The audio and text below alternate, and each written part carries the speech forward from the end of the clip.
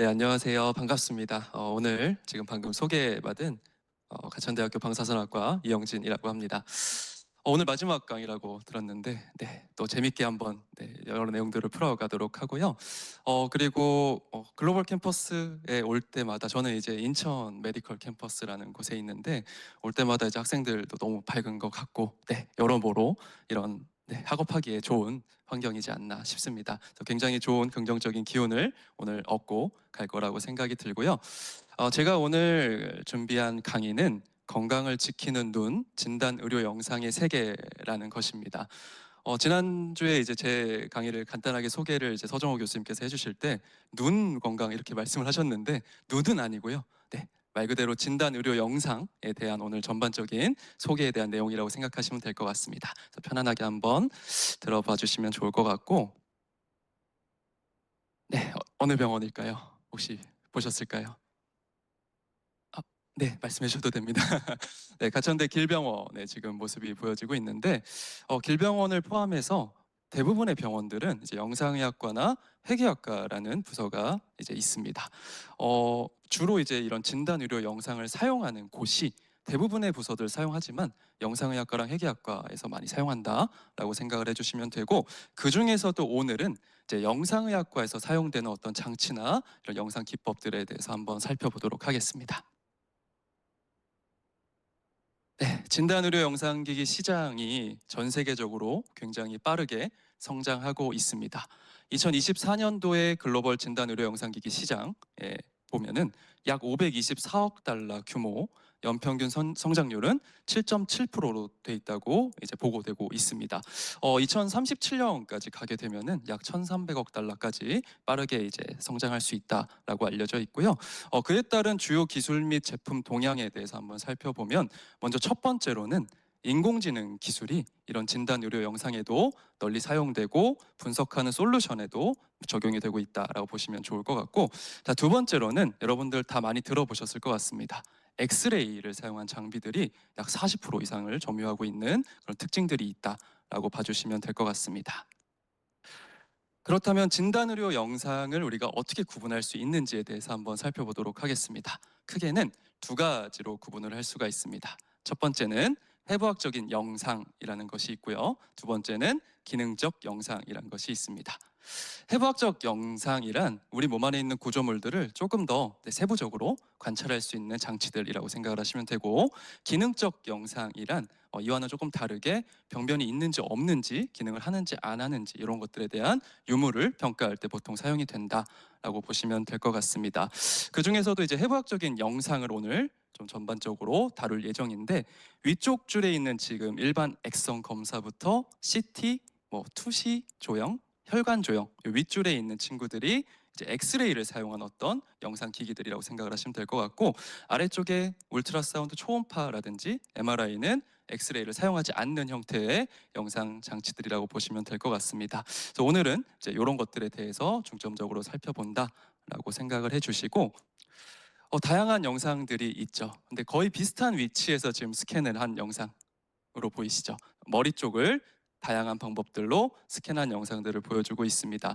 자, 왼쪽 위에 일반 X선 검사 영상인데, 얘는 지금 보니까 뼈 구조물들이 굉장히 잘 관찰되는 것을 확인을 할 수가 있고, 아래쪽에 CT나 가운데 MRI 같은 경우는 우리가 3차원의 영상을 획득해서 내가 원하는 단면으로 얻을 수 있는 영상을 얻을 수 있는 그런 형태라고 생각해 주시면 될 것 같습니다.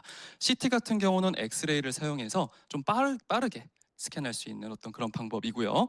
MRI 같은 경우는 지금 보시다시피 안에 구조물들이 굉장히 잘 보이시죠? 이런 분해능 같은 것들이 훌륭하다라고 생각해 주시면 될 것 같습니다.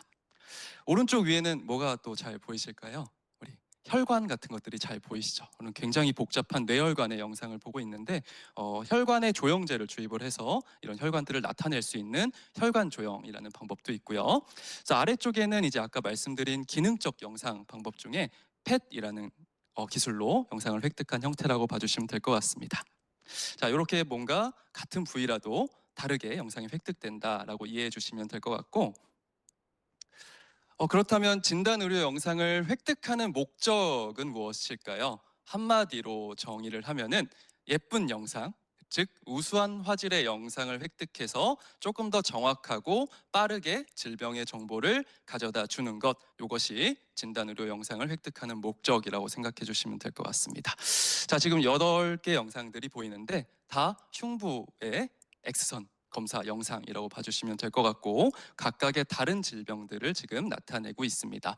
질병이 다르게 되면 영상에서 봤을 때 분명히 차이점이 존재하겠지만 비슷하게 뭔가 나타날 수 있는 질병들도 존재하겠죠. 뭐 예를 들면 메스라든지 노듈 이런 것들을 구분을 할 때는 좀 비슷하게 나타날 수도 있을 것 같습니다. 그럴 때는 조금 더 화질을 향상시키게 되면 더욱더 정확도를 높일 수 있다라고 이해해 주시면 될 것 같습니다.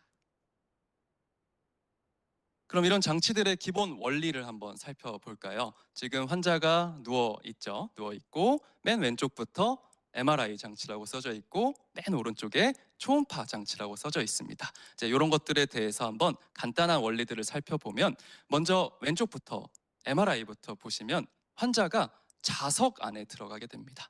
자석이라는 곳은 안에 자기장이 걸린 공간이라고 생각을 하시면 되겠죠. 그래서 환자가 자석 안에 들어간 다음에 그런 자기장이 걸린 공간에서 바깥쪽에서 고주파를 가해주게 됩니다. 이제 그런 걸 전자기파라고도 얘기를 하게 되고, 그런 전자기파를 송신시키고 신호를 이제 받아들이는 것이 바로 코일이라고 생각하시면 될 것 같습니다. 이런 것들로 우리가 영상을 획득하는 것이 MRI 영상이라고 보시면 될 것 같고, 자, 두 번째는 X선이라고 써져 있죠. 이제 X선 같은 경우는 MRI 같은 경우는 이제 신호가 바깥쪽에서 들어와서 환자에 부딪혀서 반사돼서 영상을 획득하는 형태라고 봐주시면 되는데, 엑스레이 같은 경우는 다 투과를 합니다. 대부분이 투과를 하기 때문에 대부분 이제 엑스레이가 환자의 이제 투과가 된 정보를 검출기라는 곳에서 영상을 만들어낸다라고 생각을 하시면 되고, 지금 보니까 왼쪽에 X선 영상이 있고 오른쪽엔 CT라고 적혀 있죠. 둘 다 X선을 쓰는 거긴 한데, 일반 X선 같은 경우는 한 개 방향에서 X선을 조사해서 검사하는 방법이라고 보시면 되고요. 이제 CT 같은 경우는 360도 X선과 검출기가 회전을 해서 우리가 3차원의 영상을 획득할 수 있는 장치라고 생각하시면 될 것 같습니다. 자, 그 다음에는 몸 안에 뭔가 선원이 들어가 있죠. 그래서 환자 몸에 이제 방사성 동위원소 같은 것들을 주입을 해서 그로부터 방출되는 감마선을 검출해서 영상으로 만드는 것을 우리가 핵의학 진단 장치라고 보통 얘기를 하게 되고요. 맨 오른쪽은 이제 프로브라는 어떤 도구를 이용을 해서 소리를 발생시킨 다음에 환자에 부딪혀서 반사돼서 나오는 신호들을 영상으로 만드는 초음파 장치라고 생각해 주시면 될 것 같습니다. 이제 앞으로 이런 장치들에 대해서 한번 세부적으로 본다라고 생각을 해주시면 되고, 자, 근데 이런 것들의 기반이 되는 것은 제가 있는 학과 이름이죠. 방사선이라고 하는 것입니다. 그럼 이런 방사선은 무엇일까요? 이제 방사선 레디에이션이라고 하는 것은 이제 물질을 통과할 수 있는 힘 또는 에너지를 가진 광선을 의미하고요. 또는 불안정한 상태의 원자핵이 안정한 상태로 되돌아갈 때 에너지를 가지고 방출되는 입자나 전자기파를 의미하게 됩니다. 제가 어떤 단어 하나를 되게 강조를 했거든요. 혹시 들으셨나요? 못 들으셨나요? 네, 에너지라는 단어를 계속 강조를 했는데, 저기 지금 가로에 들어갈 말이 방사선을 한마디로 정의해라라고 하면은 에너지의 흐름이라고 정의를 할 수가 있습니다.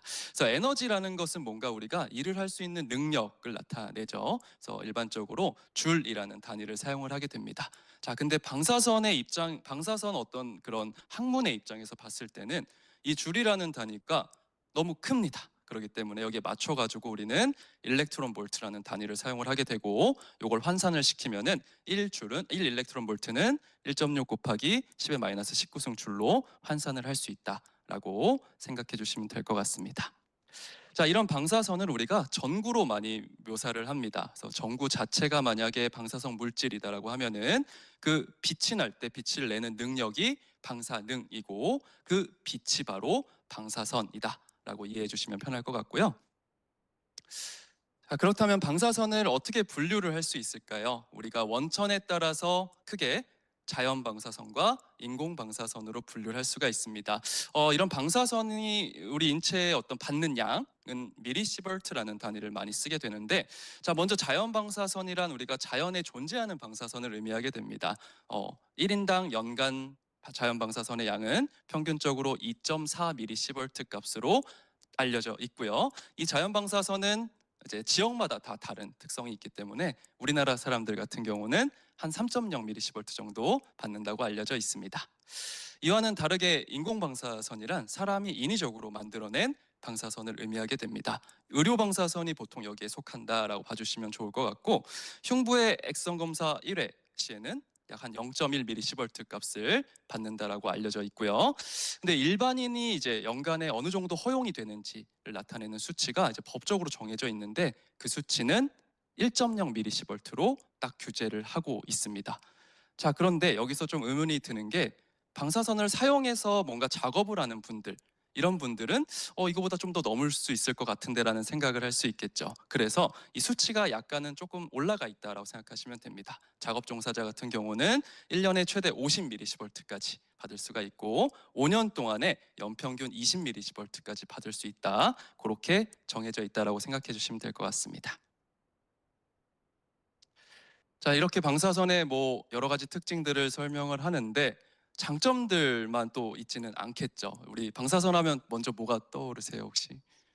되게 마음이 아픈 얘기긴 한데, 네, 좀 위험하다 뭐 이런 느낌도 굉장히 많이 받으실 수 있는데, 오늘은 이제 수업을 듣고 그런 내용은 좀 많이 삭제되면 좋겠다라는 생각은 듭니다. 자, 그래도 뭔가 조심해야 될 필요는 있다라는 내용이 있고요.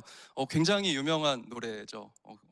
되게 핫했던, 지금도 핫한가요 혹시? 네, 중식이 밴드 뭐 황가람 가수분의 나는 반딧불이라는 가사 중에 나는 내가 빛나는 별인 줄 알았어요라는 게 있습니다.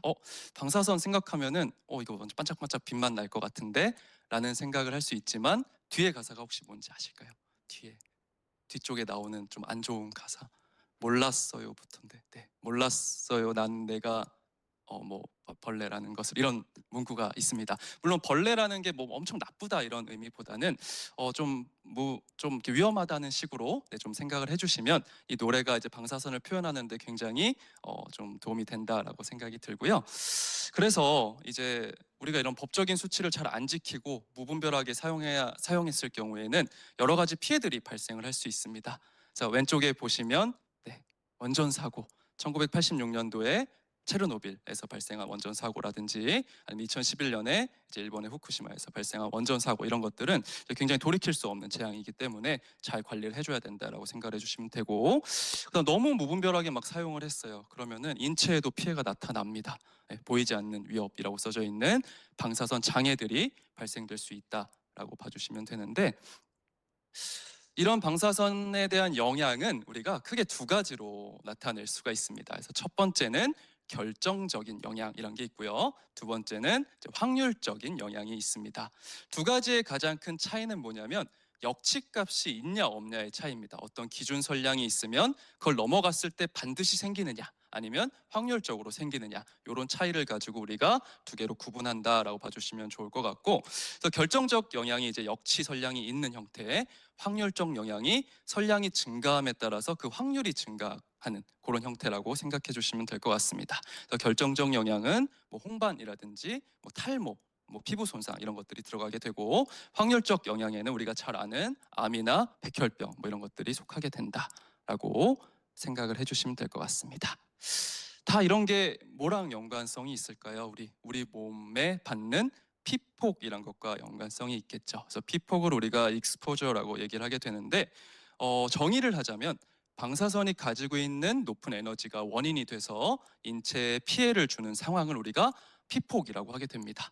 그러면은 원하지 않는 피폭은 당연히 좋을까요? 안 좋을까요? 당연히 안 좋겠죠. 그러면은 그 원하지 않는 피폭들은 다 잘 막아줘야겠죠. 그 막는 것을 우리가 차폐 또는 쉴딩이라고 얘기를 하게 되고요. 그래서 정의를 하자면 방사선이 인체 및 환경에 피해를 주는 것을 막기 위해 방사선을 흡수해서 영향을 감소시키는 것, 이런 것들을 우리가 차폐라고 얘기하게 됩니다.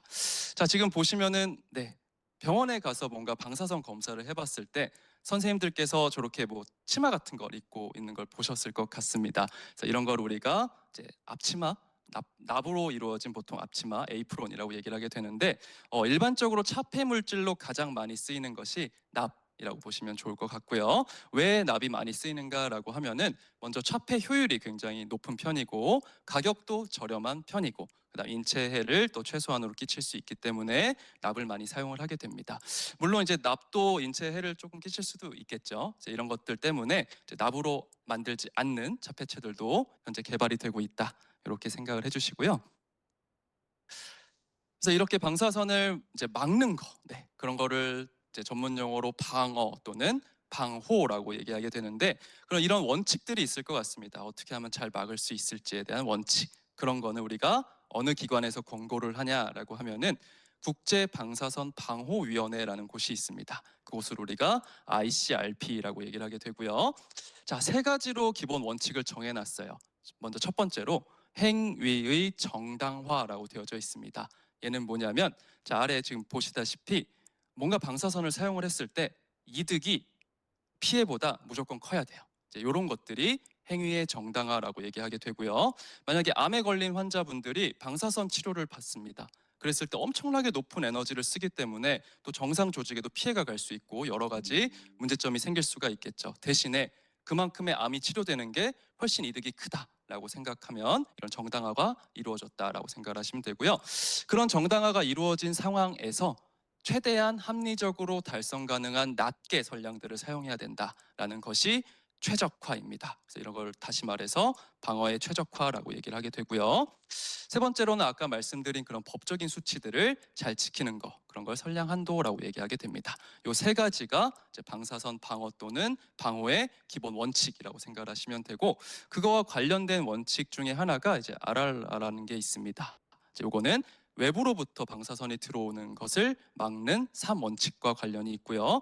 최대한 시간을 길게, 죄송합니다. 짧게, 그다음 거리를 길게, 그다음 차폐를 잘 해야 된다라는 요 3원칙과도 또 관련이 있다라고 봐주시면 좋을 것 같습니다. 자, 그러면 이제 진단 의료 영상의 세계에 하나씩 좀 들어가 보도록 하겠습니다. 먼저 X선의 발견인데요. X선은 누가 발견을 했을까요? 혹시 아시는 분 계실까요? 거의 모르시죠? 네. X선은 렌트겐이라는 독일의 과학자가 발견을 했습니다. 렌트겐은 이제 1895년도에 X선을 발견했다라고 알려져 있고, 그래서 어둠 속에 숨겨진 세계를 비추게 되는 아주 혁신적인 발견을 했다라고 알려져 있습니다. 그로 인해서 최초의 노벨 물리학상을 수상하는 영예를 얻게 된다라고 보시면 좋을 것 같고, 자, 근데 이제 렌트겐이 처음으로 어떤 영상을 획득을 했을까? 지금 보시면은 어떤 영상 같을까요? 오른쪽에 보시는 영상이 손 같죠? 네, 자기 와이프, 아내의 손의 영상을 최초의 의료 영상으로 획득했다라고 알려져 있고, 렌트겐은 공적에 비해서 굉장히 겸손한 과학자로 알려져 있습니다. 그래서 명언 같은 것들이 많이 없기는 한데 지금 저기 하나가 있네요. X선은 자신이 발명한 것이 아니라 원래 있던 것을 발견한 것에 지나지 않으므로 온 인류가 공유해야 된다. 자, 여기서 볼 수 있듯이 엄청나게 큰 발견을 했는데도 불구하고 많이 겸손한 분이었구나. 라는 것을 또 알 수가 있습니다. 자, 이분에 의해서 지금 현재 진단 의료 영상이 시작됐다라고 거의 생각을 해주시면 될 것 같고, 자, 그러면 X선을 사용한 검사 방법에는 뭐가 있는지에 대해서 하나하나 살펴보도록 하겠습니다. 먼저 첫 번째로는 일반 X선 검사라는 게 있습니다. 아까도 잠깐 말씀드렸다시피 한 개의 X선 방향에서 영상을 획득하는 방법을 일반 X선 검사라고 얘기를 하게 되고요. 자, 두 번째로는 뒤에 어떤 단어가 붙어 있을까요? 투시, 혈관 뒤에 조형이라는 단어가 붙어 있죠. 뭔가 조형과 관련된 물질을 사용을 해서 X선 영상을 획득하는 방법이겠구나라고 생각을 할 수 있는데, 그런 걸 우리가 조형제라고 보통 얘기를 하게 되고, 조형제를 사용해서 실시간으로 X선 영상을 획득하는 방법, 이런 걸 우리가 투시 조형 또는 혈관 조형이라고 얘기를 하게 됩니다. 자, 세 번째는 전산화 단층 촬영 검사라는 게 있습니다. 약자로는 우리가 CT라고 많이 알고 있는데, 이제 플레임은 컴퓨티드 토모그래피라고 생각을 하시면 되고요. 이제 뒤에 토모라는 단어가 붙어 있는 장치들은 일반적으로 3차원의 영상을 획득할 수 있는 장치라고 생각해 주시면 좋을 것 같습니다. 자, 이 CT 같은 경우도 360도 X선광과 검출기가 회전을 하면서 3차원의 영상을 획득하는 방법이라고 한번 정리를 해주시면 좋을 것 같습니다. 자, 그렇다면 이런 X선 영상을 획득하기 위한 프로세스를 한번 살펴볼 건데 세 가지가 반드시 필요합니다. X선이 발생이 돼야겠죠. 발생이 되는 X선관이라는 게 필요하고요. 그 다음에 환자가 있어야겠죠. 네, 피사체 환자가 있어야겠고 투과한 정보를 획득하는 검출기 디텍터라는 게 필요하게 됩니다. 이런 세 가지가 있으면 기본적으로 이런 영상을 획득할 수 있다라고 봐주시면 될 것 같고, 자, 한번 하나하나 살펴보도록 할게요. 먼저 일반 X선 검사입니다. 가장 기본적인 X선 영상 진단 방법이라고 생각을 해주시면 되고, 자, 장점은 아까 맨 처음에 봤던 그 영상처럼 뼈의 구조를 잘 볼 수 있다라는 장점이 있다라고 생각해 주시면 되고, 두 번째는 한계 방향에서 X선을 썼기 때문에 적은 선량으로도 X선 영상을 획득할 수 있는 그런 장점이 있다라고 봐주시면 될 것 같습니다. 자, 대신에 단점은 뭐가 있을까라고 하면은 한계 방향에서 보통 사용을 하죠. 그러면 그 엑스레이가 지나가는 방향의 구조물들이 겹쳐져 있어요. 그렇게 될 경우에는 이거를 분리해서 볼 수가 없다라고 생각하시면 될 것 같습니다. 그래서 그 구조물들이 중첩돼서 관찰되는 단점이 있다라고 봐주시면 될 것 같고요. 어디서 제일 많이 봤을까요? 이 영상들은 이거 혹시 촬영 검사 해보셨을까요? 네, 그죠? 흉부 쪽에 네, 일반 X선 검사 영상이라고 생각하시면 될 것 같습니다. 여기서 볼 수 있듯이 뼈는 이제 엑스레이가 많이 투과가 되지 않기 때문에 하얀색으로 보통 표현이 되고요. 우리 안에 검정색 부분은 지금 어딜까요? 폐 부분이죠, 그죠? 폐는 뭘로 차 있을까요? 일반적으로 공기라는 매질 같은 것들로 많이 차여져 있죠. 그렇기 때문에 잘 투과가 되면서 검정색의 음영으로 나타나는 걸 알 수가 있습니다. 자, 근데 우리가 이제 병원에 가서 이런 엑스레이 검사를 하다 보면은 좀 자세를 좀 특이하게 취합니다. 네, 방사선사 선생님들께서 이런 식으로 첫 번째는 양쪽의 손등을 엉덩 부위에 올리라고 이렇게 좀 불편하죠. 그리고 나서 다시 팔꿈치를 앞쪽으로 당기라고 또 하고요. 그 다음 세 번째는 호흡을 어떻게 해요? 크게 들이마시고 멈춰주세요 라는 표현을 또 선생님들께서 하시게 됩니다. 그 다음 또 특이한 것 중에 하나가 지금 엑스레이 쪽을 바라보고 있지 않고 환자가 검출기 쪽을 바라보고 있죠. 자, 이런 거를 우리가 뒤에서부터 앞으로 엑스레이가 조사된다 그래서 PA 포지션이라고 얘기하게 됩니다. 그러면은 엑선을 등지고 있는 자세를 취하는구나. 그래서 요 네 가지를 왜 하는지 한번 보도록 하겠습니다. 그러면 첫 번째는 두 가지 영상이 보이시죠? 하나는 이제 팔 손등을 뒤쪽으로 한 거, 하나는 안 한 거 영상입니다. 어디에서 좀 차이가 보이실까요? 지금 보면은 맞습니다. 네, 지금 막 말씀을 해주시고 계시는데, 네, 이쪽 부분 지금 폐의 맨 윗부분이 하나는 굉장히 넓게 묘출이 되어져 있고 하나는 많이 좁아진 상태로 묘출이 되어져 있죠. 근데 우리가 원래 폐의 그런 꼭대기 부분이 넓게 묘출이 돼야지만 정확하게 진단을 내릴 수가 있다라고 봐주시면 될 것 같고, 이 부위를 우리가 폐 꼭대기 부분이라 그래서 뭐 폐첨 또는 뭐 허파 꼭대기 에이펙스라고 얘기를 하게 됩니다. 그래서 이 에이펙스를 넓게 관찰하기 위해서 양쪽의 손등을 이제 엉덩 부위에 올린다라고 생각해 주시면 되고요. 자, 두 번째 영상은 이건 찾기가 어려우실 것 같습니다. 저도 사실 지금 보면은 굉장히 헷갈리는데, 하나는 팔꿈치를 앞으로 당긴 거고 하나는 안 당긴 거고, 이런 영상들이라고 봐주시면 될 것 같습니다. 보실 수 있을까요? 너무 똑같죠, 그죠? 사실 저도 안 보입니다. 잘, 뚫어지게 봐야지 볼 수 있는 부분인데 어디냐면 이쪽 부분입니다. 뭐 진단학적으로는 굉장히 중요한 부분이라고 보시면 될 것 같고요.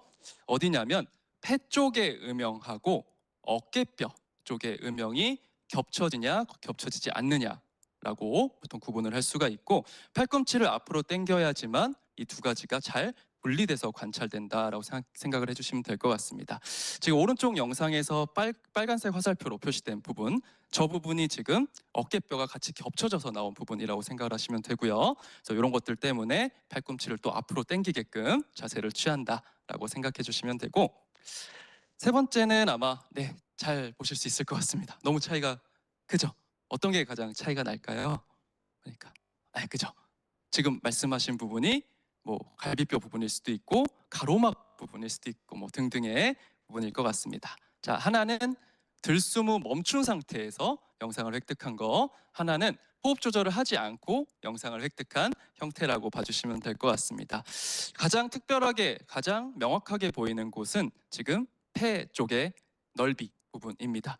폐야라고 보통 얘기하는 이 부분이 깊은 들숨후에 멈춘 상태로 영상을 획득하게 되면 넓은 상태로 잘 보여지게 되고요. 또 가로막도 어떻게 될까요? 우리 일반적인 생리학적으로 봤을 때 가로막은 들숨일 때 확실히 내려가게 되죠. 그렇기 때문에 볼 수 있는 공간이 더 넓어진다라고 이해해 주시면 될 것 같습니다. 거기에 더불어서 지금 제가 확대시켜 놓은 부분이 있죠.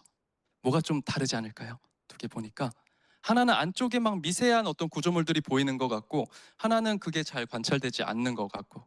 그렇죠. 그래서 왼쪽에 지금 안쪽에 있는 미세한 허파 혈관들, 이런 것들도 깊은 들숨에 멈춘 상태로 액선을 조사하게 되면은 잘 관찰할 수 있다라고 생각해 주시면 될 것 같습니다. 그래서 이런 흉부 액선 검사는 주로 자주 하실 텐데, 병원 가서 그랬을 때 왜 이런 자세를 취하는지 한번 생각을 해보시고 검사를 받으시면 재미있을 것 같고요. 자, 마지막으로 네 번째는 이제 자세였죠. 자세라기보다는 엑스레이가 들어오는 포지션을 말씀을 드렸습니다. 뒤에서 앞쪽으로 보통 엑스레이가 조사돼서 이제 영상이 맺혀지게끔 한다라고 말씀을 드렸는데, 저 왼쪽이 지금 PA 자세이고요.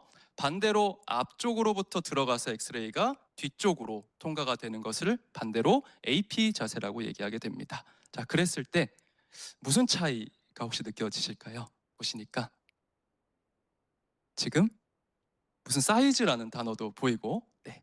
약간의 가운데 이거를 약간 하트 모양으로 그리면 좋긴 하겠는데, 지금 뭘 나타낸 걸까요? 빨간색 부분이 심장 부분을 나타내고 있습니다. 네. 그랬을 때 PA랑 AP 자세에서 심장의 영상 크기가 달라지게 됩니다. 그래서 엑스레이는 이제 영상을 획득하게 되면 확대율이란 게 존재를 하게 되는데, 확대가 많이 일어나면 왜곡이 많이 심해졌다라고 생각하시면 됩니다. 그랬을 때 확대율은 어떻게 구해지게 되냐면, 엑스레이 선원 소스로부터 오브젝트, 즉 여기서 보면 심장까지의 거리 분해, 엑스레이 소스로부터 검출기, 이미지까지의 거리로 구해지게 됩니다. 자, 그렇게 되면은 뭐 분모 분자 하게 되면 뭐가 더 확대율이 커지게 될까요? 오른쪽에 있는 AP가 확대율이 커지게 되겠죠. 그래서 이러한, 네, 심장의 확대 왜곡들을 줄이기 위해서 PA 자세를 사용해서 검사를 한다라고 생각해 주시면 될 것 같습니다. 그래서 그냥 그렇게 자세를 취해서 검사하는 것이 아니고 다 이유가 있다라고 생각해 주시면 되고요. 이 케이스들은 여러분들이 이제 제일 많이 검사할 부분들이니까 참고적으로 잘 한번 봐주시면 좋을 것 같습니다. 자, 다음 두 번째, 조형한 X선 영상 진단 방법 중에 대표적인 케이스인 투시 조형 검사라는 것과 혈관 조형 검사라는 것에 대해서 한번 살펴보도록 하겠습니다. 자, 일단 기본적인 장점들은 장기 또는 혈관을 실시간으로 관찰할 수 있는 방법이다라고 한번 정리를 해주시면 좋을 것 같고, 두 번째는 진단도 하지만 또 거기에 따라서 필요한 시술까지도 같이 병행해서 할 수 있는 그런 장점이 있다라고 생각해 주시면 될 것 같습니다. 대신에 단점들도 있습니다. 조영제라는 친구들은 부작용이 생길 수가 있어요. 이런 것들 때문에 좀 주의를 해줘야 된다라고 생각을 하시면 되고, 그 다음에 실시간으로 영상을 관찰한다라는 말은 엑스레이를 한번 조사하고 그냥 끝이 아니고 계속 엑스레이가 발생이 되고 있다는 것을 의미하겠죠. 그럼 뭐가 문제가 될까요? 우리 피폭이 조금 더 늘어날 수 있는 문제점이 생길 수가 있겠죠. 그런 것들 때문에 단점들이 존재한다라고 봐주시면 좋을 것 같고, 자, 조영제를 쓴다고 말씀을 드렸습니다. 조영제는 이제 영어로 얘기를 하면은 컨트라스트라는 단어가 들어가고 이제 뭐 에이전트, 미디어라고 표현을 하게 됩니다. 이 컨트라스트는 다시 말해서 대조도, 즉 영상의 화질의 흑과 백의 차이를 나타내는 것을 의미하게 됩니다. 그러면 해석을 할 수 있는 것은 조영제의 역할은 뭘까라고 하면은 대조도를 향상시키는 물질이구나, 이렇게 생각을 해주시면 되고, 그래서 진단의료 영상의 대조도를 향상시키는 물질인 이제 조영제를 사용해서 투시 또는 혈관을 관찰을 하게 되는데, 우리 조영제 같은 경우는 크게 두 가지로 분류를 할 수가 있습니다. 음성 조영제와 양성 조영제, 이렇게 두 가지로 분류를 할 수가 있고, 음성 조영제는 이제 검정색 음영으로 나오는 산소, 공기 이런 것들이 속한다라고 봐주시면 되고요. 양성 조영제 같은 경우는 이제 물하고 얼만큼 친한지를 가지고 이제 나타내게 됩니다. 친한 친구들을 수용성 조영제라고 얘기하고요. 안 친한 친구들을 유용성 조영제라고 얘기하게 됩니다. 그 중에서도 우리가 이제 투시 조영이나 혈관 조영에 가장 많이 쓰는 조영제들은 수용성 조영제들이라고 보시면 되고요. 첫 번째로는 혈관계에는 요오드 성분의 조영제를 가장 많이 사용을 하게 되고, 그다음 투시 조영 같은 경우는 위장관계 검사를 할 때 바륨이라는 조영제를 많이 사용을 하게 됩니다. 이런 건 뭐 뒤쪽에서 한 번 더 살펴볼 수 있도록 하고요. 그래서 첫 번째 투시 조영 검사입니다. 자, 지금 환자가 어떻게 하고 있어요, 혹시? 왼쪽 그림을 보시면 컵을 들고 마시고 있죠. 네. 그래서 위장 관계를 보통 검사하는 투시 조영 검사에서는 이렇게 바륨을 환자가 구강으로 먹고 검사를 한다든지, 아니면 뭐 항문 쪽으로 반대로 주입을 하고도 검사를 하기도 합니다. 자, 지금 여기서 나타나는 그림은 바륨을 이제 구강으로 이제 먹은 다음에 나타나는 장기들의 움직임이나 구조들을 관찰하는 형태라고 봐주시면 될 것 같고, 자, 만약에 뭐 위나 뭐 식도나 이런 게 잘 안 보인다라고 하면은, 또는 더 잘 봐야 되는 곳이 있다라고 했을 때는 오른쪽처럼 뭔가 자세들을 변환하면서 계속 검사를 하게 된다라고 생각해 주시면 될 것 같습니다. 그래서 투시 조형 검사는 이제 위장 관계 검사할 때 많이 쓰인다라고 봐주시면 되고요. 물론 여러 가지 비뇨기계나 뭐 간담도계 이런 데도 사용을 하긴 합니다. 근데 오늘은 이제 위장 관계 쪽을 좀 우선적으로 관찰한다라고 봐주시면 좋을 것 같고, 크게 이제 한 가지 조형제를 사용하는 것을 단일 조형 검사라고 하고요. 두 가지 이상 또는 두 가지의 조형제를 사용하는 것을 이중 조형 검사, 뭐 이런 식으로 얘기를 하게 됩니다. 지금 보시면은 이제 대장 쪽의 영상이라고 봐주시면 되고, 왼쪽의 영상이 바륨만 사용했을 때 영상, 오른쪽은 바륨을 사용하기 전에 이제 공기로 그 점막들을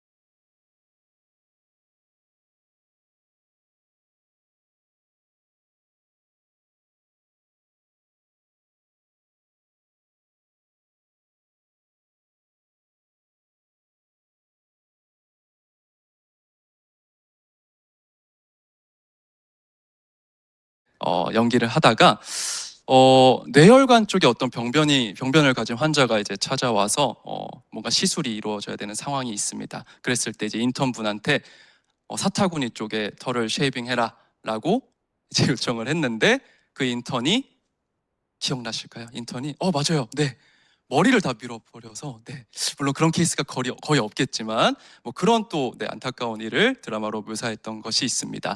자, 그럼 거기서 우리가 알 수 있는 거, 뇌혈관에 뭐가 문제가 생겼을 때 왜 사타구니 쪽에 쉐이빙을 할까라는 게 의구심이 들 수가 있겠죠. 자, 그 이유는 지금 보시면은 이 혈관들은 우리가 다 이제 잘 이렇게 연결이 되어져 있죠. 그럼 만약에 뇌혈관을 관찰하고 싶다라고 하면은 뇌 쪽을 열어가지고 혈관을 막 천장에서 하면 너무 위험하겠죠.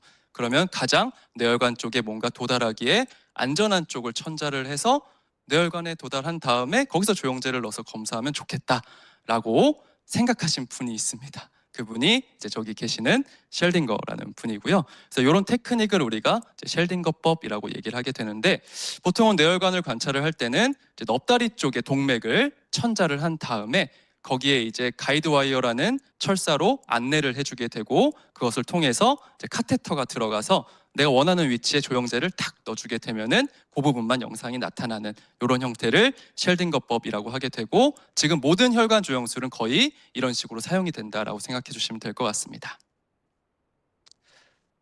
자, 그런데 이런 혈관 조형 검사 영상을 최종적으로 예쁘게 얻기 위해서는 몇 가지의 과정이 필요하게 됩니다.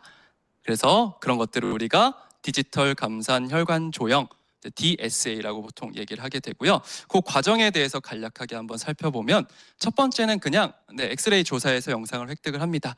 위치잡이 영상이라고 봐주시면 되는데, 그걸 우리가 스카웃 이미지라고 보통 얘기하게 되고요. 그런 다음에 얘를 흑과 백을 반전을 시킵니다. 좀 더 나중에 예쁜 영상을 획득하기 위해서 이제 마스크 이미지라는 흑과 백을 반전시킨 영상을 획득을 하게 되고, 그 다음에 뭐를 해요? 조영제를 주입시킨 영상을 획득을 하게 됩니다. 조영제를 주입시킨 영상이니까 컨트라스트 이미지 이런 식으로 얘기를 하게 되고요. 그런 다음에 맨 오른쪽 영상처럼 혈관만 예쁘게 나오려면 어디서 어디를 딱 빼주면 좋을까요? 딱 보셨을 때 컨트라스트 이미지에서 마스크 이미지를 빼주게 되면은 뼈의 음영들 이런 것들은 싹 사라지게 되고 혈관만 예쁘게 이렇게 나올 수가 있겠죠. 자, 이런 것들이 우리가 DSA의 과정이다라고 생각을 해주시면 좋을 것 같고요. 그럼 이런 혈관 조형 검사는 어떨 때 가장 널리 쓰일까? 우리 혈관을 생각했을 때 문제점을 크게 두 개로 보면은 뭐가 있을까요? 첫 번째로는 그래서 출혈, 일단 먼저 출혈을 볼까요? 뭔가 이렇게 뭐 부풀러져 가지고 터져서 출혈이 나는, 그럼 그랬을 땐 어떤 시술이 필요할까요? 이거를 잘 막아줘야 되는 시술이 필요하겠고, 반대는 또 뭐가 있을까요? 이게 터지는 게 아니고 그쵸, 좁아지거나 아니면 막히거나 이런 것들 있을 때는 무슨 시술을 해주면 좋을까요?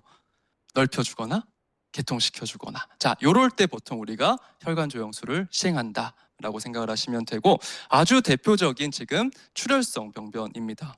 지금 보시니까 혈관벽이 풍선처럼 막 부풀러 올라 있죠. 이런 것들을 우리가 동맥류 또는 애뉴리즘이라고 얘기하게 되고, 그래서 지금 혈관 조형 영상을 딱 봤을 때 가운데 영상을 보시면 완전히 부풀러 오른 거, 뇌동맥 쪽이 일부가 부풀러 오른 것을 볼 수가 있고, 자, 맨 오른쪽은 이제 그 부분을 좀 차단시켜서 출혈을 억제하는 시술이라고 생각하시면 될 것 같습니다. 그래서 이런 동맥류에 가장 널리 쓰이는 시술 도구가 코일이라는 금속 물질입니다. 그렇게 되면은 이제 차단이 되면서 그 부풀러 오른 부분이 없어지는 형태라고 생각을 해주시면 될 것 같습니다. 자, 다음은 CT에 대해서 보겠습니다. CT는 X선을 사용한 빠른 속도의 3차원의 진단 의료 영상을 획득하는 장치다 라고 봐주시면 되고요. 그래서 원하는 부위의 단면 영상을 획득을 할 수가 있습니다. 360도 방향에서 X선의 데이터를 모으기 때문에 3차원의 영상을 획득할 수 있다라고 생각을 해주시면 되고요. 그 다음에 검사 시간이 MRI에 비해서라고 보시면 더 좋을 것 같고, 엄청나게 빠른 스캔 속도를 가진다 라고 장점으로 정리를 해주시면 좋을 것 같고, 대신에 단점이 있습니다. CT 하면 가장 큰 단점, 엑스레이를 360도 이렇게 회전시키면서 이렇게 검사를 한대요. 그럼 무슨 단점이 있을까요? 그죠? 피폭이 너무 많을 수가 있겠죠. 그래서 환자가 받는 피폭 설량이 아주 높은 단점이 있습니다. 그래서 이런 것들에 대해서 한번 전반적으로 살펴보도록 하겠습니다. 그래서 CT라는 것은 X성광과 검출기가 환자의 주위를 360도 회전을 하면서 3차원의 영상을 획득하는 장치다 라고 봐주시면 좋을 것 같고, 그래서 컴퓨티드랑 토모그래피라는 단어가 붙었는데, 아까 잠깐 서두에 말씀드린 대로 토모라는 단어가 붙으면 이제 단층 영상을 획득할 수 있다 라는 3차원의 영상을 획득할 수 있다라고 이해해 주시면 좋을 것 같습니다. 그래서 각각의 각도에서 얻은 데이터들을 우리가 프로젝션 데이터라고 얘기하게 되고요. 걔네들을 잘 예쁘게 구성시키는 것을 재구성이라고 얘기하게 되고, 그 과정이 통과하게 되면 3차원의 영상으로 원하는 방향의 영상을 획득할 수 있다라고 봐주시면 될 것 같습니다. 자, 그럼 3차원의 영상, 원하는 단면의 영상은 어떤 식으로 획득이 될까요? 라고 보면은 지금 뇌가 있죠. 뇌 영상 3가지를 지금 보여드리고 있는데, 자, 첫 번째 맨 왼쪽 위에 있는 영상은 브레인 CT 영상의 대표적인 코로날 플레인의 이미지입니다. 자, 코로날이라는 것은 환자를 앞과 뒤로 나눈 면이라고 생각을 하시면 되고요. 그다음 오른쪽에 있는 영상은 환자를 이렇게 가로로 자른 면이라고 보시면 될 것 같습니다. 저것을 우리가 이제 액시얼 플레인 이미지라고 보통 얘기하게 되고, 자, 세 번째는 어느 부분을 안 했을까요? 지금 환자를 좌우로 나눈 면을 안 했죠. 그걸 우리가 세지탈 플레인이라고 얘기하게 되고, 아래쪽에 있는 영상처럼 획득이 되어지게 됩니다. 그래서 어떤 질병이 어디에 숨어 있을지 모르기 때문에 그 부위에 맞춰가지고 내가 원하는 단면 영상을 획득할 수 있다라는 장점이 있다라고 봐주시면 되고, 자, 그러면 이 CT를 누가 개발을 했을까요? 3차원의 눈을 의학에 선물한 CT의 아버지라고 부르시는 하운스필드라는 분입니다. 자, 하운스필드라는 분께서 1972년도에 이제 최초의 CT를 개발했다라고 알려져 있고요. 자, 이분도 너무나 엄청나게 큰 공헌을 하셨죠. 그래서 뭘 받으셨을까요? 노벨상을 받으셨습니다. 근데 물리학상은 아니고 노벨 생리의학상을 1979년도에 이 공적으로 수상하셨다라고 봐주시면 될 것 같고, 자, 우리가 그것도 또 하나 특별한 것 중에 하나가 이런 큰 공적을 이제 기려서 어떤 영상의 단위나 이런 것들 아니면 선량의 단위를 표현을 할 때 이름을 또 가져다 쓰기도 합니다. CT 영상은 또 특별하게 하운스필드 단위, 하운스필드 유닛이란 걸 사용을 하게 되고, 그다음 아까 전에 엑스레이 개발한 분이 누구였죠? 엑스레이 발견하신 분이 렌트겐이라고 했었죠. 그래서 그 R자를 따서 우리 엑스레이의 조사 선량의 단위를 또 렌트겐이라고 쓰기도 합니다. 라는 거. 자, 아무튼 CT의 영상의 단위까지 쓰게 된 엄청나게 큰 공적을 남기신 분이라고 보시면 좋을 것 같고, 자, 최초의 CT가 이렇게 생겼대요. 얘는 2014년도에 이쪽 영상의학 쪽의 가장 큰 학술 대회인 RSNA라는 북미 영상의학회라는 학회가 있습니다. 거기서 전시된 최초의 CT 장치 EMI4라는 곳의 마크1이라는 장치이고요. 그로부터 얻은 영상입니다. 혹시 어디 영상처럼 보이세요? 어느 부위? 보실 수 있네요. 네, 못 보셔야지 이게 강의가 수월한데 지금 뇌 쪽의 영상을 지금 처음으로 획득한 건데, 분해능이 딱 보니까 아까 제가 방금 전에 보여드린 것보다는 좀 안 좋은 걸 확인을 할 수가 있겠죠. 우리 지금 현재는 굉장히 예쁘게 잘 나올 수 있다라고 또 봐주시면 좋을 것 같고, 자, 뭐 어디서 사용이 되는가? 뭐 다 씁니다. 정말 CT는 특히나 응급 환자가 왔어요. 그러면은 보통 다 이제 CT 검사가 이루어진다라고 생각을 하시면 되고, 그래서 머리 쪽에 뭐 외상이나 골절 당연히 볼 수 있고요. 뇌 종양이나 출혈된 부위, 막힌 부위 이런 것들도 다 검사가 가능합니다. 지금 보시는 영상은 이제 뇌 출혈이 일어난 영상이라고 보시면 좋을 것 같고, 자, 흉복부 쪽에서도 폐 쪽을 또 잘 관찰할 수가 있습니다. 폐 결절이 있거나 폐암 환자라든지 이럴 때 많이 적용을 할 수가 있고, 또 이런 복부 쪽의 혈관들 관찰할 때도 많이 쓰인다라고 봐주시면 될 것 같습니다. 그리고 심장 검사에도 널리 사용이 되는데, 특히나 이제 관상동맥이 좁아지는 형태의 관상동맥 협착 환자에게도 널리 사용이 되고요. 또 심장은 또 선천성 질환들이 굉장히 많죠. 이런 것들을 검사할 때도 보통 CT가 많이 사용이 된다라고 봐주시면 좋을 것 같습니다. 자, 근데 CT의 가장 큰 문제, 아까 말씀드린 대로 피폭 선량이 굉장히 높다라는 것입니다. 지금 그래프의 세 번째를 보시면 아까 말씀드린 거예요. 흉부의 X선 검사 1회 시에는 약 한 0.1mS 값을 받는다라고 알려져 있는데, 아무리 낮춰가지고 CT 검사를 하더라도 뭐 흉부 쪽 보려면은 1.5mS, 굉장히 높죠. 그리고 전체적으로 척추를 관찰하고 싶다 그러면 6mS, 60배 막 가까이 차이가 나는 선량을 받게 됩니다. 그리고 우리 평균 연간 자연방사선의 양도 우리나라는 3이지만 보통 한 2.4 정도 된다고 했었죠. 그거보다도 더 큰 선량을 받을 수 있기 때문에 반드시 주의를 기울여야 하고요. 특히나 굉장히 유명한 저널에서 발표한 내용인데 모든 암의 한 2% 정도까지 이런 CT의 레디에이션 도즈가 영향을 끼친다라고도 알려져 있고, 또 뉴욕타임즈에 나온 기사에서는 아주 어린 환자에게도 뭐 이런 CT를 너무 많이 검사를 해가지고 여러 가지 탈모라든지 안 좋은 질병들이 막 생겼던 이런 경우들도 있다 해서 CT 선량은 항상 이슈다, 지금도 이슈다라고 생각을 하시면 되고요. 그래서 이런 것들을 안전하게 좀 선량을 저감화시켜서 검사할 수 있는 방법들이 많이 제시되고 개발이 되고 있습니다. 그래서 대표적인 거 두 가지만 지금 가지고 왔고요.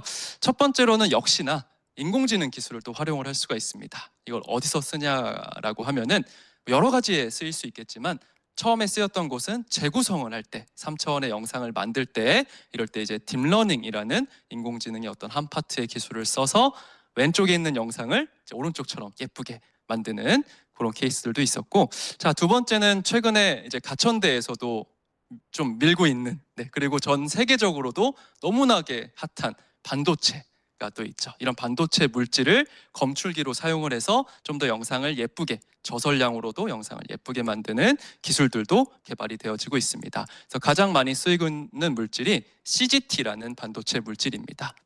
그런 물질을 가지고 우리가 CT를 만들어서 선량을 줄일 수 있다라고 보시면 되고요. 자, 오른쪽에 저 CGT 물질 기반의 검출기 같은 경우는 우리나라 기업, 삼성에서 지금 개발한 형태라고 봐주시면 좋을 것 같습니다. 자, 여기까지는 이제 X선과 관련된 영상 장치들에 대해서 봤었고, 지금부터는 이제 엑스레이를 사용하지 않는 진단 의료 영상에 대해서 살펴보도록 하겠습니다. 엑스레이를 사용하지 않는다는 건 무슨 문제가 없는 걸까요? 그러면 엑스레이를 안 썼으니까 피폭, 그죠? 피폭에 대한 문제가 좀 적은, 거의 없는 형태의 기법들이라고 보시면 좋을 것 같습니다. 그 중에 가장 대표적인 것이 자기 공명 영상입니다. 자, 마그네틱 레조넌스 이미징의 약자로 우리가 일반적으로 MRI라는 단어를 쓰게 되고, 자, 두 가지가 반드시 필요합니다. 자기장이라는 공간이 필요하고 바깥쪽에서 이제 펄스를 하나 쏴줘야 되는데 그걸 우리가 그냥 고주파라고 얘기를 하겠습니다. 그 두 가지를 사용해서 피폭이 없이 아주 좋은 화질의 진단 의료 영상을 획득할 수 있는 기술이 MRI다라고 봐주시면 좋을 것 같고, 그럼 장점은 뭐가 있을까요? MRI 아까도 봤다시피 피폭이 없고 화질도 좋고 이런 것들이 가장 큰 장점이라고 봐주시면 되고요. 그럼 단점도 있겠죠. 무슨 단점이 있을까요? MRI 검사해 보신 분이 있을 수도 있을 것 같은데 시간이 너무 오래 걸립니다. CT보다 훨씬 더 시간이 오래 걸리는 그런 단점이 있고, 그 다음에 자석이죠, 자석. 근데 자석인데 엄청나게 센 자석이에요. 그렇기 때문에 어떤 물질에 굉장히 민감하게 반응을 할까요? 우리 금속 물질들, 이런 것들에 엄청나게 민감하게 반응을 한다라고 생각을 해주시면 좋을 것 같습니다. 그래서 항상 금속 물질을 지닌 환자들은 MRI 검사할 때는 유의해야 된다라고 봐주시면 되고요. 자, 그래서 자기공명 영상 검사는 어떤 원리를 사용하는지에 대해서 먼저 간략하게 살펴보면, 우리 몸 안에 있는 분자 중에 가장 많은 친구가 누굴까요? 몸 안에 있는 분자 중에 가장 많은 게 물이죠, 그죠? 제가 너무 질문이 많나요? 아닌가요? H2O라는 어떤 분자가 가장 많이 존재를 하죠. 거의 80% 가까이 존재를 한다라고 알려져 있고, 그 중에서도 H2니까 어떤 원자가 가장 또 많이 존재를 할까요? H2? 그러니까 수소겠죠. 그걸 이용하는 검사 기법이 MRI라고 생각하시면 될 것 같습니다. 수소의 원자 핵에 자기 공명 현상을 이용한 영상 기법이 MRI라고 보시면 될 것 같고요. 그래서 환자가 지금 왼쪽 그림에서 보시다시피 큰 자석 안에 들어가서 검사가 이루어지게 된다라고 보시면 좋을 것 같고, 자, 오른쪽에 보시면은 코일이라는 단어들이 써져 있죠. 자, 얘네들은 어떤 역할을 하는 친구들이냐면 뭔가 바깥쪽에서 고주파를 발생시켜서 송신시키고 환자로부터 부딪힌 신호들을 다시 수신하고 하는 역할들을 하는 것이 바로 코일의 대표적인 역할이라고 보시면 될 것 같습니다. 그 중에 RF 코일이 방금 말씀드린 그런 역할들을 담당을 하고요. 그 밑에 뭐 그레디언트 코일 이런 것들은 3차원의 영상 정보를 또 획득하게끔 해주는 그런 코일이라고 봐주시면 될 것 같습니다. 이런 다양한 도구들이 잘 갖춰져서 최종 MRI 영상을 획득할 수 있다라고 봐주시면 될 것 같고, 자, 이제 또 브레인 쪽의 영상들을 쭉 보여드릴 겁니다. 먼저 방법 중에 대표적인 게 T1 강조 영상 영상 것도 있고요. 말이 좀 어렵죠? 그리고 T2 강조 영상이란 게 있습니다. 우리는 그냥 눈으로만 좀 같이 기억을 하면 좋을 것 같은데, 자, 두 가지 지금 똑같은 브레인 쪽의 영상들인데 어떤 게 좀 달라 보일까요? 가장 눈에 딱 들어오는 거. 그죠? 명암 차이가 딱 나죠. 그죠? 근데 그 중에서도 뇌실 가운데 쪽 보면은 한쪽은 어둡고, 그죠? 한쪽은 굉장히 밝게 나왔죠. 이 물이라는 조직이 있을 때 어둡게 표현되느냐, 뭐 밝게 표현되느냐 이런 것도 가지고 우리가 뭐 T1 강조 영상, T2 강조 영상 뭐 이렇게 얘기를 하게 되는데, 이 T1 강조 영상 같은 경우는 해부학적인 구조를 조금 더 잘 관찰할 수 있다라고 해서 해부학적인 영상이라고도 얘기를 하고요. 자, T2 강조 영상 같은 경우는 물이 굉장히 밝게 지금 표현이 되어져 있죠. 그러면 병변 같은 경우는 어떤 물질이 더 상대적으로 정상 조직보다 증가를 할까요? 물이라는 어떤 물이라는 물질들이 그 조직 안에 많이 증가를 하게 되죠. 그럼 물이 밝게 나오게 된다면 병변을 더 검출하는데 훨씬 유용하게 쓰일 수가 있겠죠. 그래서 이 T2 강조 영상은 우리가 병리학적 영상이라고도 부릅니다. 하지만 뭐 두 가지 다 잘 보면서 여러 가지 구조나 병변들을 관찰한다라고 봐주시면 좋을 것 같고, 그다음 맨 오른쪽에는 이제 확산 강조 영상이라고 써져 있죠. 말 그대로 물 분자가 확산하는 어떤 그런 특성을 가지고 이제 영상으로 획득을 해서 확산되지 않는 부위 이런 것들을 찾아가지고 표시하는 그런 방법을 이제 확산 강조 영상이라고 얘기하게 됩니다. 자, 지금 저기 화살표로 표시된 부분 하얗게 보이시죠? 뇌경색, 급성 뇌경색 환자의 영상이라고 보시면 될 것 같고요. 그래서 확산도를 가지고 뭔가 경색 같은 것들을 진단하는 방법이라고 보시면 될 것 같습니다. 자, 또 멋진 그림이 하나 나왔는데, fMRI라는 게 또 있습니다. 이걸 우리가 기능적 자기 공명 영상이라고 하게 되는데, 뇌가 이렇게 보이고 빨간색으로 이렇게 표시가 되어져 있죠. 자, 어떤 걸 표시하는 거냐면, 내가 뭐 이렇게 손을 움직이거나 뭐 팔을 운동하거나 뭐 걷거나 뭐 이랬을 때 과연 뇌에서는 어디서 자극이 일어나는지를 나타내는 그런 방법을 우리가 fMRI 또는 기능적 자기 공명 영상이다라고도 얘기를 하고요. 그거 말고도 오른쪽에는 뭔가 이렇게 막 스펙트럼 같은 것들이 보이죠. 어떤 질병이 있으면 그 질병 안에 어떤 구조물들이 어떤 스펙트럼들을 가지냐를 가지고 질병을 예측할 수 있는 그런 기술들을 MRS 또는 자기공명 분광법이다라고 얘기를 하게 됩니다. 자, 그렇게 대표적인 영상 기법들이 있다라고 봐주시면 될 것 같고, 자, 근데 정말 큰 사고들이 있었죠. 보셨을 수도 있을 것 같습니다. 네, 지금 왼쪽은 KBS 뉴스에 나타난 거고, 오른쪽은 지금 조선일보 뉴스에 나타난 것이라고 보시면 좋을 것 같은데, MRI를 보통 요새는 찍던이라기보다는 이제 검사라고 표현을 많이 하게 됩니다. 이런 검사하던 환자가 산소통에 산소통이 날라오면서 껴서 이제 숨지게 되는 안타까운 사고가 있었습니다. 자, 여기서 알아야 될 것들이 이제 산소통이라는 것이죠. 산소통은 보통 뭘로 이루어질까요? 어떤 물질로? 철제 같은, 그죠? 철 같은 걸로 이루어지기 때문에 그런 이제 어떤 강한 금속 물질 같은 경우는 강한 자장으로 빨려 들어와서 이제 붙을 수가 있다라는 단점이 있을 수가 있을 것 같고, 그래서 주의를 해야 된다라고 보시면 좋은데, 예를 들면은 아까 전에 우리 뇌동맥류 환자는 우리 뇌혈관 쪽에 어떤 걸로 시술을 했을까요? 코일이란 걸로 금속 물질로 시술을 했죠. 이제 그런 코일은 물질 자체가 뭐 저런 산소통처럼 뭔가 빨려 들어간 정도는 아니긴 하더라도 혹시나 그게 금속 물질이기 때문에 또 움직일 수가 있겠죠. 근데 그 코일이 시술을 해놨는데 딴 데로 움직였어요. 그러면은 출혈이 일어날 수 있는 부위만 막고 있다가 갑자기 정상 혈관을 막을 수도 있겠죠. 그랬을 때는 또 문제가 심각해질 수 있기 때문에 그런 금속과 관련된 어떤 형태에서는 항상 MRI는 주의해서 검사를 해야 된다라고 생각해 주시면 좋을 것 같습니다. 근데 MRI 하면은 뭐가 떠오르실까요? 너무 답정론가요? 네. 뭘까요, 지금? 네. 보시다시피 우리 학교에 뇌과학연구원이라는 곳이 있습니다.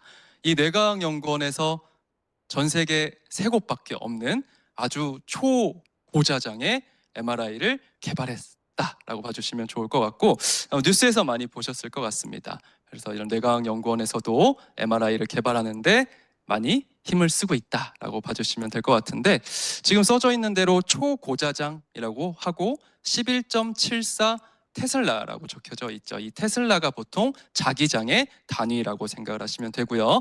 보통 임상 병원에서 사용을 하는 장치들은 3테슬라 정도 아니면 1.5테슬라 정도 사용을 합니다. 자, 그런데 저희는 11.7 정도 되는 테슬라 값을 가지는 고자장의 시스템을 개발했다라고 좀 자부심을 가지셔도 될 것 같고요. 자, 영상에 그럼 어떤 특성이 좋아지냐라고 하면은 고자장을 쓰게 되면 일단 첫 번째는 신호들을 많이 받아낼 수가 있습니다.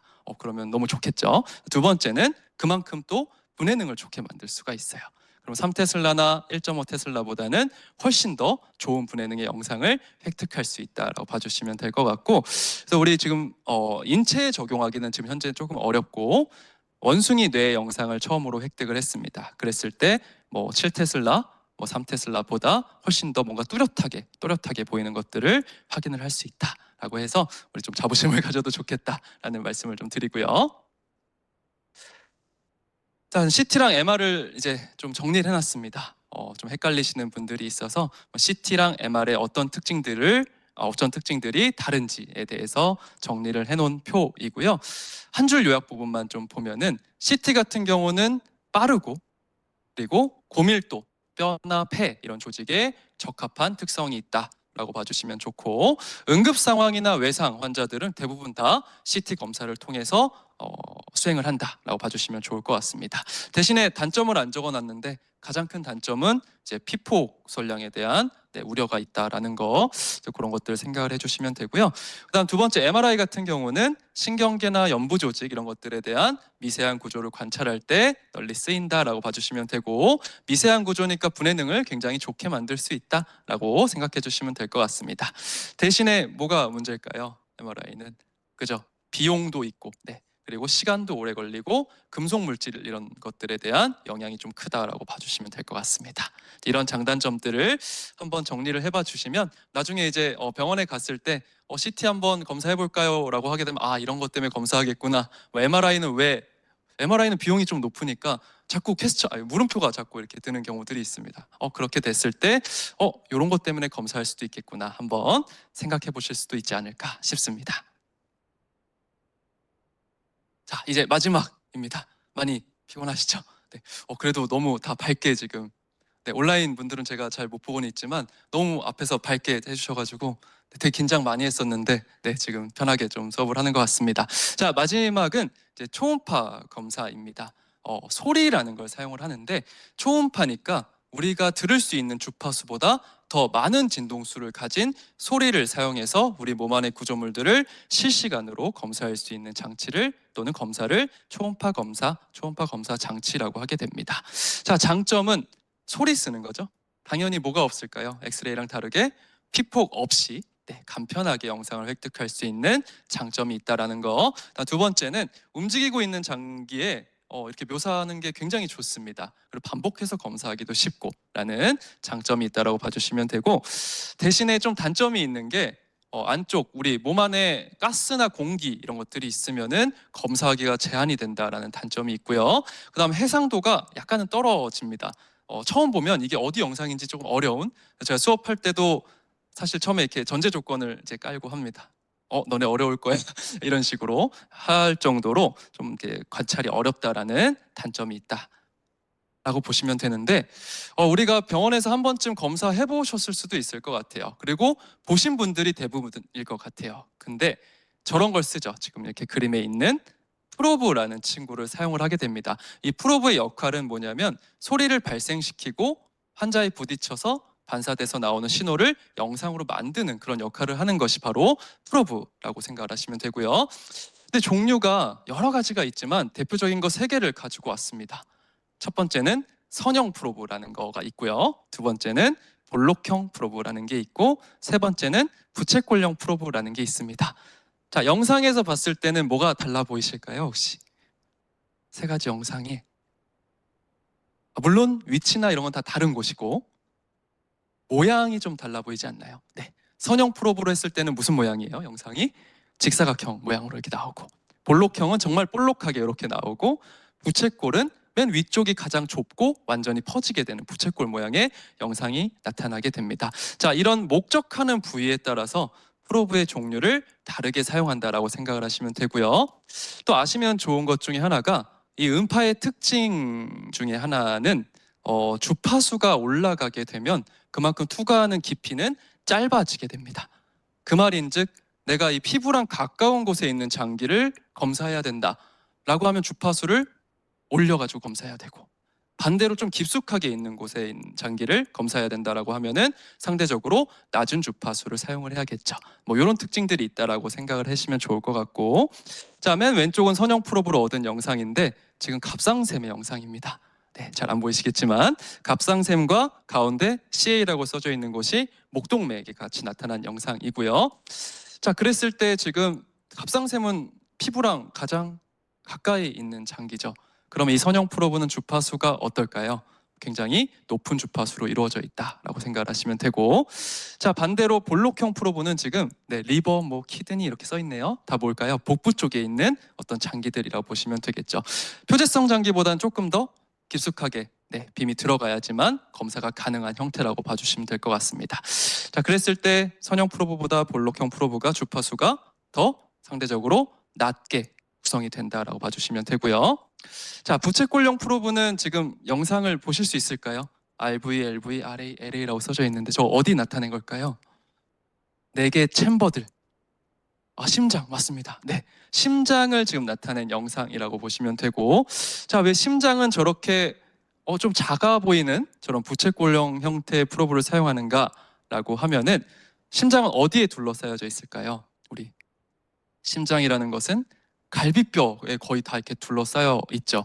근데 이 뼈라는 매질 자체는 음파가 이렇게 통과하기가 너무 제한되는 형태이기 때문에 그런 뼈 사이사이를 다 들어가서 빔이 도달한 다음에 영상으로 획득을 해주는 게 좋겠죠. 그래서 닿는 부분이 굉장히 좁은 부채꼴형 프로브를 사용해서 검사하는 부위가 바로 심장이라고 생각하시면 될 것 같습니다. 자, 이렇게 뭔가 여러 개의 형태의 프로브를 사용해서 영상을 획득한다라고 봐주시면 좋고요. 그래서 이제 임상에서 뭔가 여러분들 초음파 검사를 할 때 어떤 프로브를 딱 잡으셨어요, 선생님께서. 그러면 나 지금 이거 어디 쪽에 검사할 수 있겠구나, 왜 이걸 쓰는구나 라는 것도 한번 생각해 보시면 재밌을 것 같고, 그 다음에 가장 널리 쓰이는 검사 중에 하나가 왼쪽에 보시는 도플러 검사라는 것입니다. 도플러 효과라는 것을 사용을 해서 우리가 혈류에 대한 정보를 얻는 검사도 많이 사용을 하고요. 그다음 오른쪽에 있는 탄성 초음파 검사, 이런 것들도 이제 최근에는 쓰고 있습니다. 얘는 어떤 조직이 있으면 그 조직의 경도, 즉 단단한 정도나 탄성도를 측정을 해서 이 병변이 암인지 악성인지 아니면 양성인지를 구분을 할 때 보조적인 역할로 사용하는 것이 탄성 초음파 검사라고 보시면 되고요. 지금 보시면은 색깔이 위로 갈수록 소프트라고 써져 있고요. 아래로 갈수록 이제 하드라고 써져 있습니다.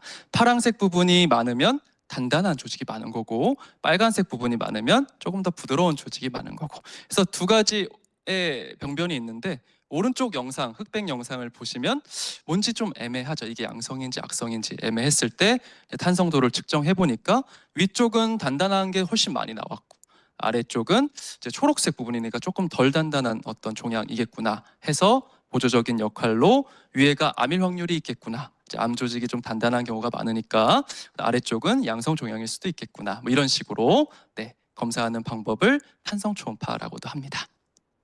자, 이렇게 초음파도 널리 여러 가지 기술들로 활용이 되고 있다라고 봐주시면 될 것 같고, 정말 마지막입니다.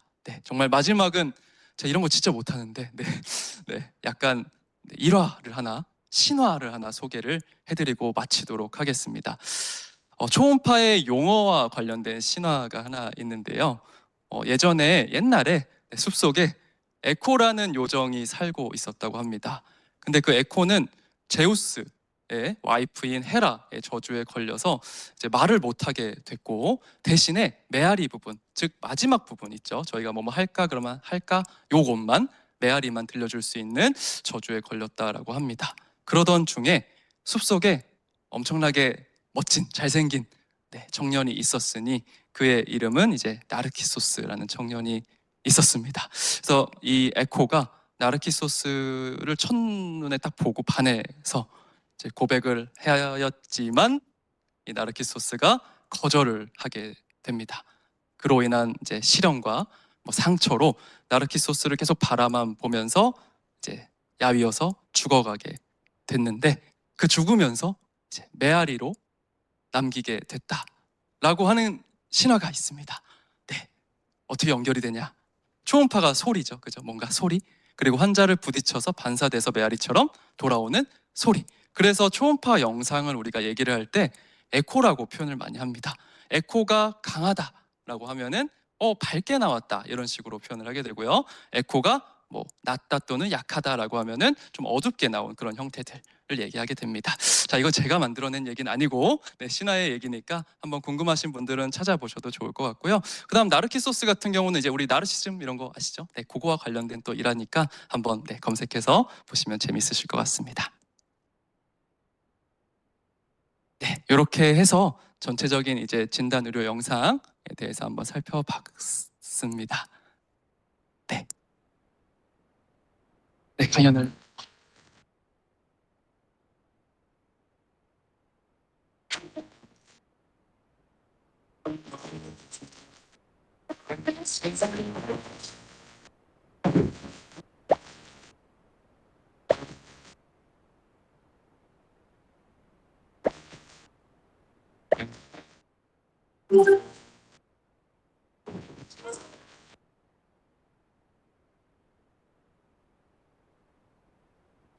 네, 짧은 시간이었지만 되게 좀 잘 들으셨을까요? 네.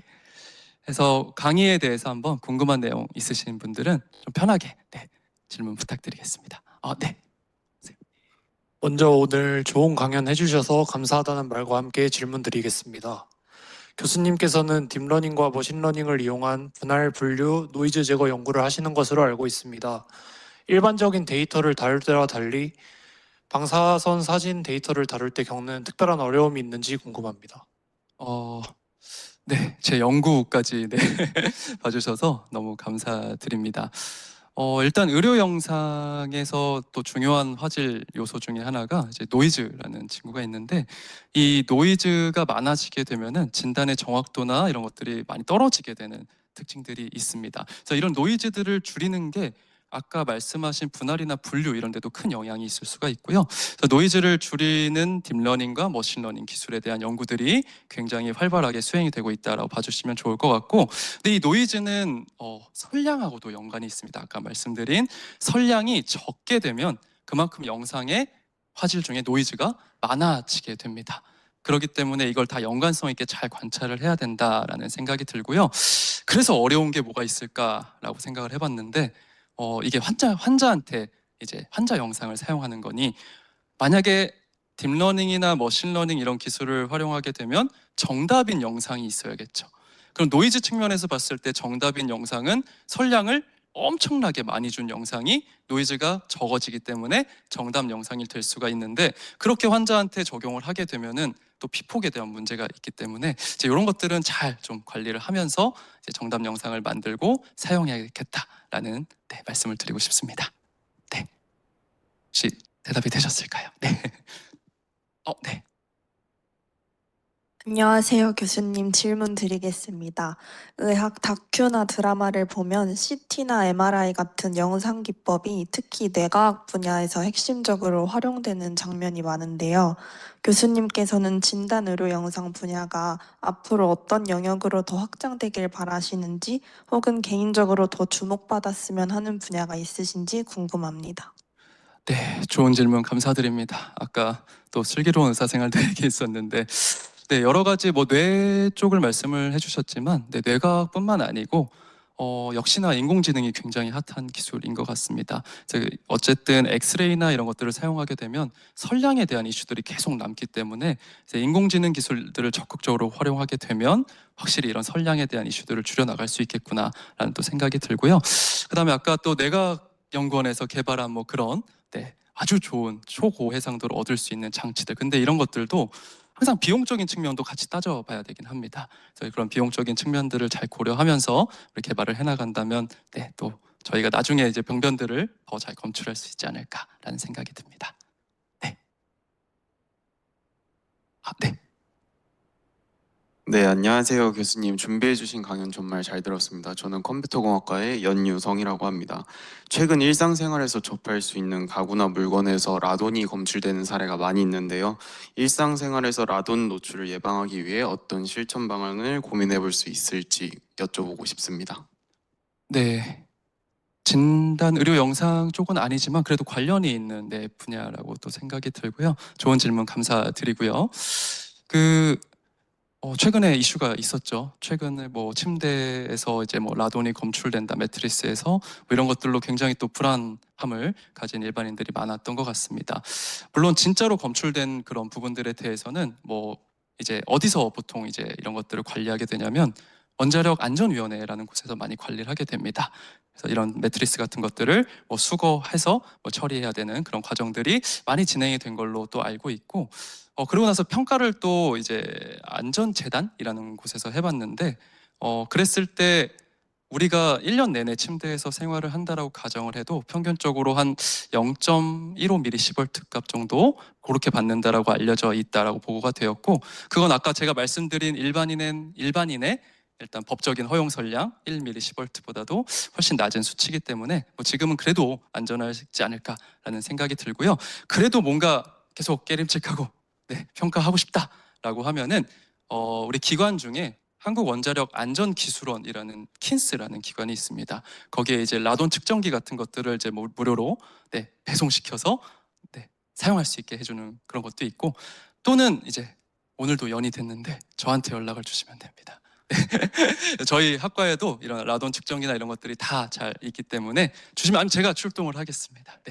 아니면 연락 주시면 제가 배송을 해서 사용할 수 있도록 그렇게 하도록 하겠습니다. 그래서 원자력 안전위원회 뭐 이런 것들에 대한 기관들을 한번 좀 잘 믿고 한번 해보면 좋겠다라는 생각이 듭니다. 네, 교수님의 좋은 답변 잘 들었습니다.